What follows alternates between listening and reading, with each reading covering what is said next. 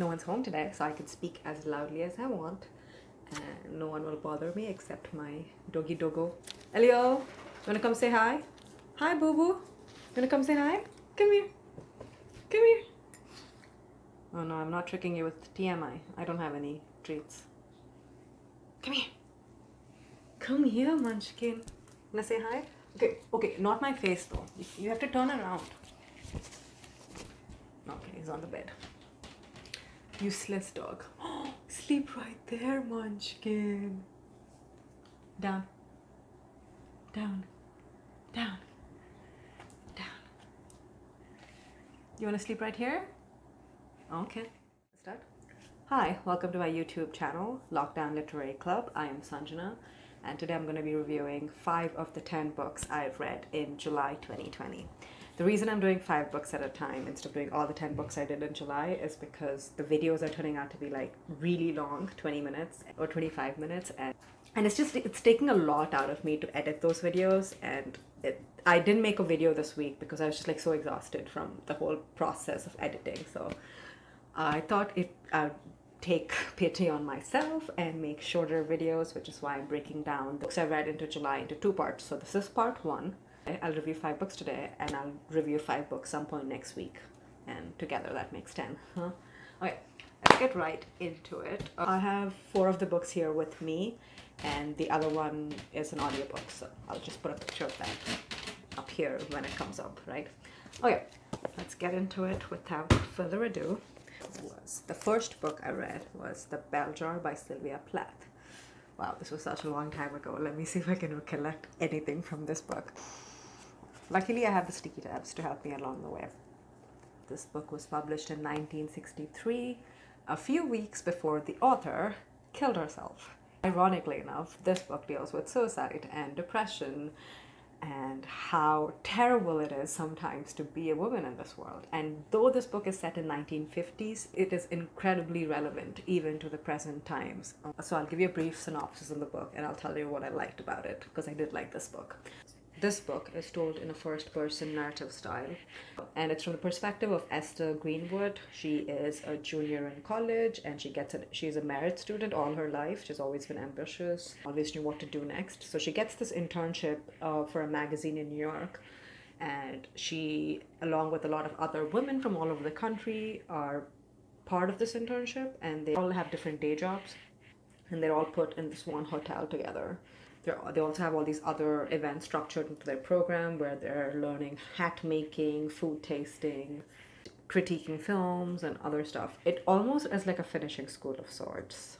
One half of the book is about that internship, and the second half of the book is set back in her hometown and then later in a mental institution. Because as the book goes on, she gets progressively disillusioned with the world around her and depressed, and then attempts suicide, survives, and then is reinstitutionalized. The thing that I really related to in this book was that she's about to finish college and embark on her life. And all her life there were these goalposts, right? When you're young, they're just like, oh, get good grades and you're set. And then you get good grades, you get into a good college. And each year is structured. You have your year of studies, you know what classes you need to take to get your major, and you know you should do internships in the summer. But then after college, what do, right? Because there's no structure around it. You're always told that there will be a life waiting for you right after you step out, but there isn't quite. And especially for women, there's this expectation that college was just a stepping stone to get married. And in some ways, in India, it still is. Even now, prestigious colleges seem to be working as finishing schools for women. Ridiculous. But there's also this commentary about marriage, because she's dating this guy called Buddy, who's from a higher socioeconomic class than her. He's a family friend. Everyone likes him. He goes to a prestigious university, Yale. Buddy on the surface is everything you expect the perfect boyfriend or husband to be. So Buddy is like the societal expectation of what you should do, but she can see her whole life played out in front of her if she marries Buddy, right? This felt very, very close to home for me, because I was like, I totally get this, where everyone's just like, what is wrong with this picture? Why wouldn't you want to marry this seemingly perfect guy and just, live your life the way everyone expects you to live your life? But that's the point. What is the point of life if you're just going to do what everyone else expects of you to do. Yeah, and if it's just going to be a set of milestones for you to go through and then die, then might as well die now, right? Like, why live it? What's the point if you don't ever do anything original? I really enjoyed it. I thought it had a lot of great commentary about society, especially about the 1950s. It almost feels like a time capsule. It says something about India, doesn't it? If the society here does feel like 1950s America. We have a long way to go when it comes to women. A long way. College is not a finishing school, people. Especially if you're getting like a medical degree or a law degree and not using it, it really doesn't make sense to me at all, because the seats are limited, and then we need more doctors. I don't know about lawyers, but we definitely need more doctors. So please do not use it as a stepping stone to marriage. Thank you. And I gave this 4 out of 5 stars. It's a great book. Read it. Make sure you're in a happy, stable place of mind, or if you want a book that you can relate to and be like, yes, exactly my point, then read it. It's good. Okay, moving right on. Well, I'm dreading reviewing this book because it seems to be a lot of people's favorite book, and I didn't like it. So I am so sorry that I don't like the book that you like, but we can agree to disagree, right? Right? Okay. The book is The Palace of Illusions by Chitra, Banerjee, Divakaruni, and sorry. I did not like this book. So I did post-its for this book. Yellow is all the things I did not like, and green is all the things I liked, and I have 4, 5 green tabs, and everything else is yellow. So let me set up the book and then tell you why I didn't like it. And I'm not trying to convince you to not like the book. If it meant something to you, great. I can see why it did. If you liked it, I'll just tell you what this book is about. The Palace of Illusions is the retelling of the Mahabharata from Draupadi's perspective. Mahabharata is a Hindu epic. It's known to be the longest poem, at least in Indian literature. Maybe in all literature, but definitely in Indian literature. Everything in the story leads to a war, but there's so much more to it. It's really rich. It has all these different there's gods, there's humans, then gods in human form involved in the story, and there's a lot. It's often said, if you read the Mahabharata or the Bhagavad Gita, then every lesson you ever need to learn is in there. I cannot attest to that because I've never read the Mahabharata, but it's definitely a big part of the Hindu mythology. So for that to get a female retelling is just a great idea. In theory, this book is great, but in execution, I think she really fails us. Draupadi is actually one of the catalysts for the war that happens. She's known to be really beautiful, and that kind of like the Adam and Eve story where Eve was blamed for the fall from grace of humanity. Draupadi is often blamed for the war starting, even though everyone agrees that the war would have started one way or the other. It's like the World War I situation where the assassination of Duke Franz Ferdinand was just like the last straw that set off the war. It's not the cause for it, but it's the last catalyst. So in a way, she was the last catalyst. So because of that, a story from the perspective of Draupadi is a great idea, because she's often wronged or misjudged or blamed for something that's not entirely her fault. But the execution of this book is just, oh. So before I say anything bad about this book, let me try to say the good things about this book. One is Mahabharata is such a big, dense story, and to condense it into 400, how many pages is this? Condense it into 360 pages is impressive as hell. It doesn't lose any of the richness. There's so many stories in here and so well detailed. For that alone, I think this is an accomplishment. And this was published 15 years ago. So maybe if I read it 15 years ago, I would not have critiqued it this hard.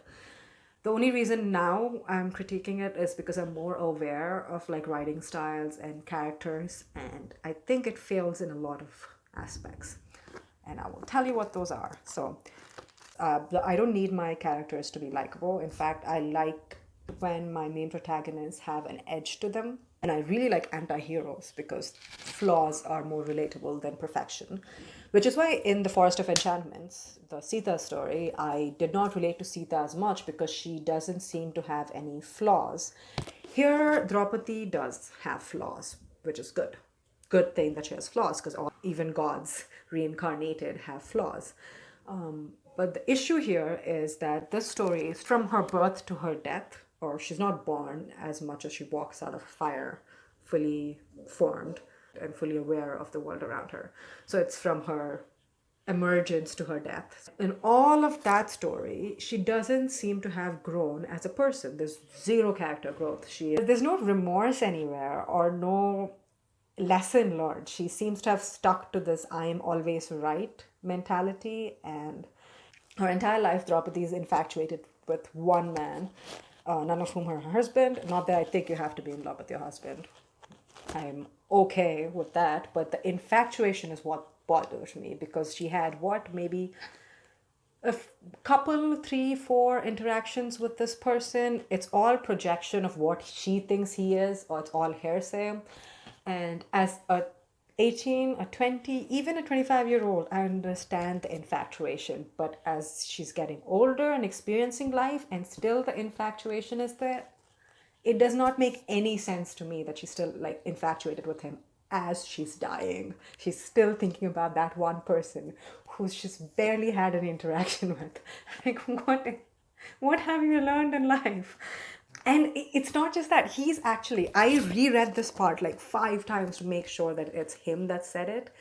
So the event that sets in motion the entire third act where the war happens is that in public court, she gets humiliated and they are about to strip her naked in front of everyone. So the person that says, take her clothes off to humiliate her, is the person she's infatuated with.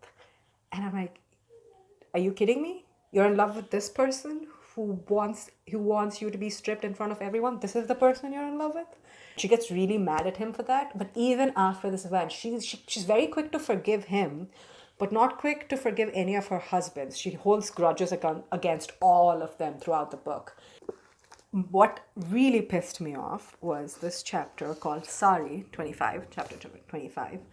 As someone who already knew the story of the Mahabharata, I knew what was going to happen. So I knew as I started reading this chapter that this is going to be the chapter where she's going to get humiliated in court and they're going to try and strip her, and then she's going to curse everyone and say you're going to all fight a war and die.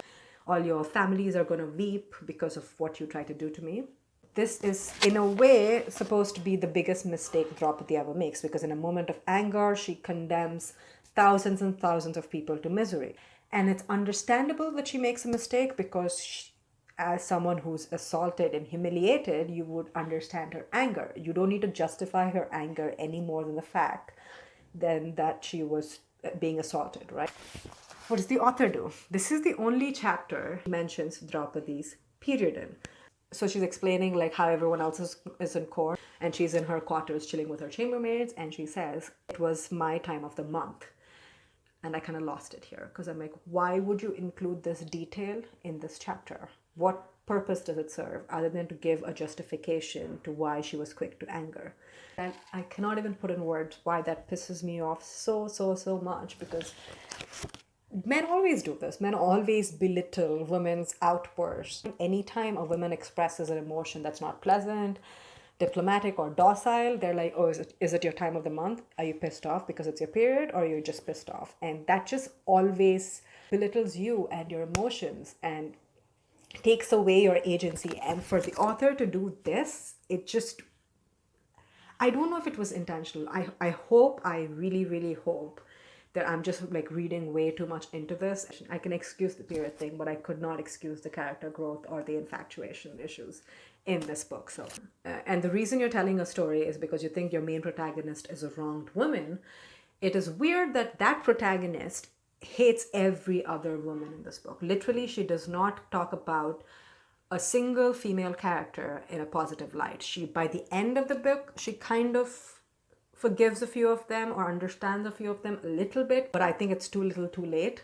Only female character from the beginning of the book that she kind of has a soft corner with is the woman who's kind of her surrogate mother and raises her, but that's because she dotes on her. And so, sorry that I hated on your favorite book, if it is your favorite book.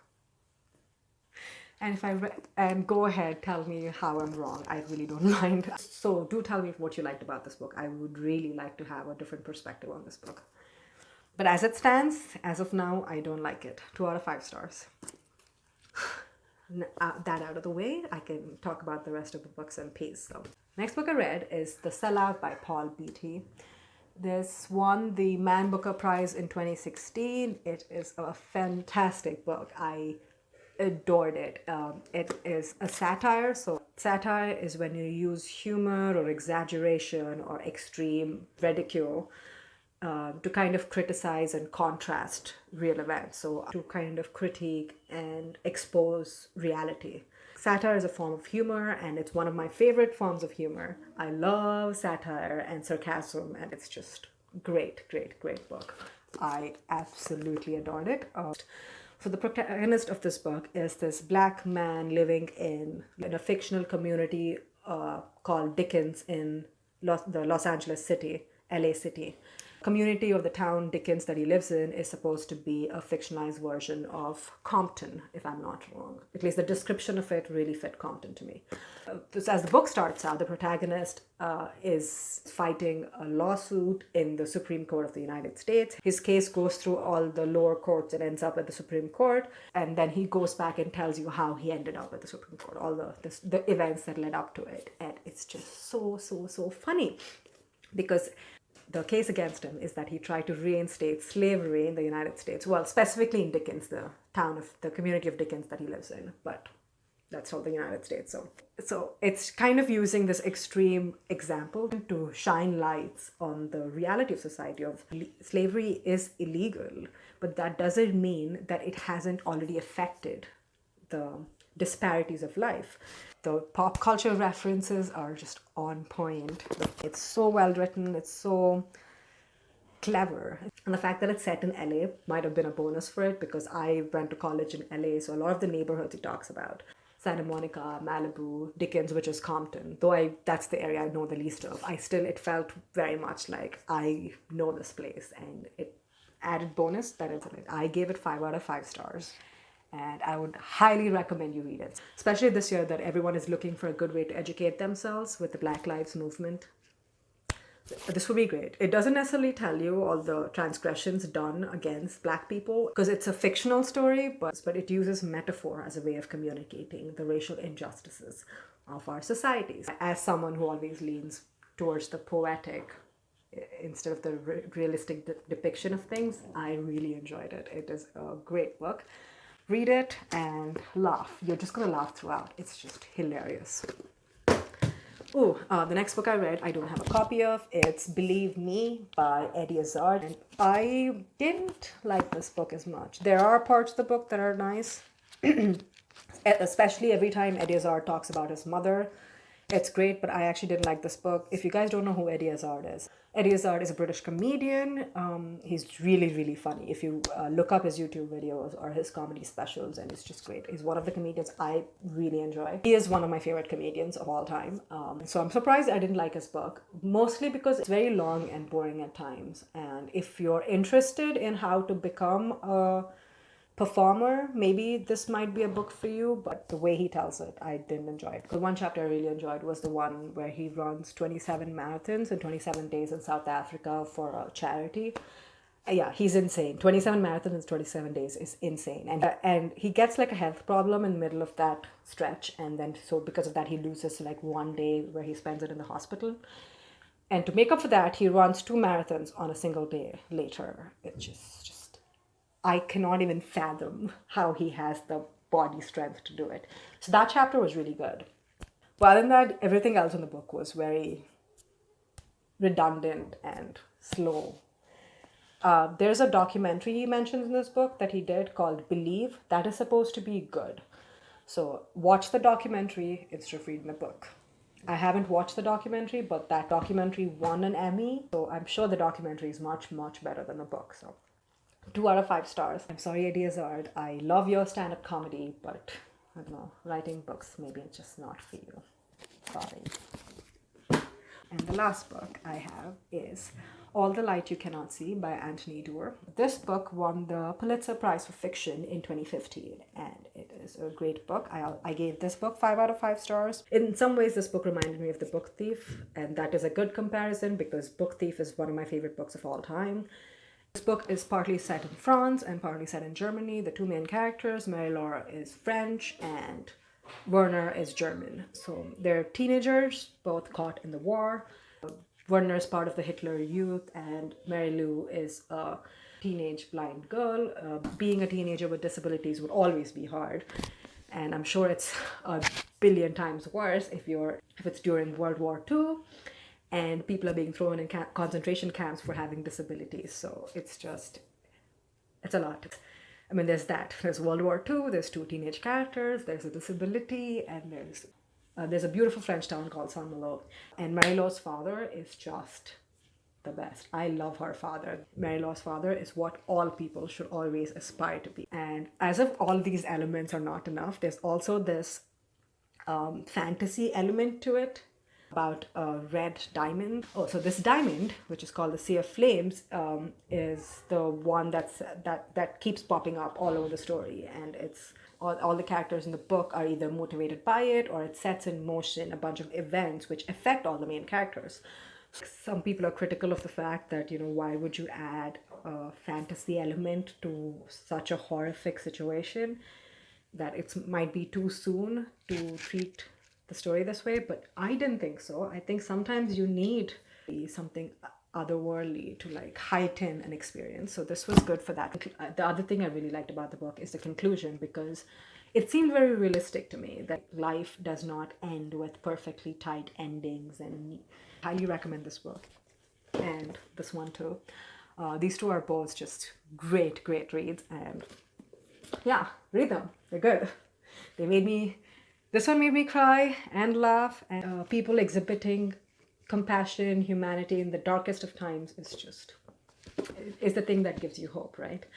And this book is just so funny and so well written. So if any books are going to be picked up after this video, it's these two. And that's it. I will do a part 2 of this video next week. I am going through my September reads right now.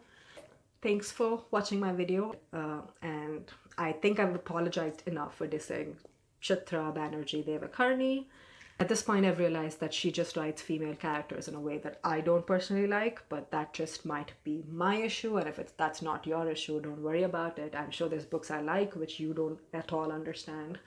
Everyone that has read Normal People has not nearly loved it as much as I did, so I get you. I totally get you. Books are subjective sometimes. So it's fine. Okay, thank you for watching my video. Have a good day. Bye.